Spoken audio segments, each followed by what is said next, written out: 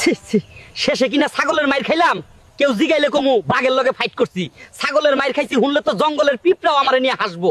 গ্রামের রাস্তার ধারে ঘাস চিবোচ্ছে এক দাড়িওয়ালা ছাগল, আর পাশে ঘুরঘুর করছে এক চালাক শিয়াল। শিয়াল স্টাইল করে এসে বলল, আরে ছাগল ভাই, সালাম আলাইকুম। দাড়ি তো মাশাল্লাহ জম্পেশ, কিন্তু জট পেকে গেছে। চলুন আমার 5 স্টার সেলুনে, একেবারে হিরো আলম বানিয়ে দেব। ছাগল গম্ভীর গলায় বলল, হেয়ার কাট নাকি আমাকে কাট? তোমার সেলুনে গেলে তো আমি আর আস্ত ফিরবো না মামা। শিয়াল বলল, ছি ছি, এখন আমি বিদেশ ফেরত হেয়ার স্টাইলিস্ট, ফ্রিতে দাড়ি ট্রিম, সাথে ফেসিয়াল একদম ফ্রি। ছাগল মুচকি হেসে বলল, ফেসিয়াল ফ্রি?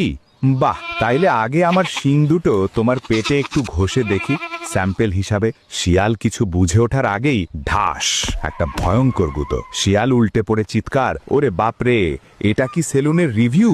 আমি গেলাম, আমার সেলুন আজীবনের জন্য বন্ধ। ছাগল পিছন থেকে ডাক দিল, মামা যেও না, ফেসিয়াল তো এখনো বাকি।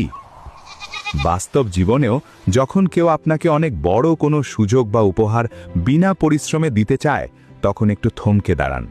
বিনা পরিশ্রমে পাওয়া জিনিসের পেছনে বড় কোনো মাসুল দেওয়ার ঝুঁকি থাকে।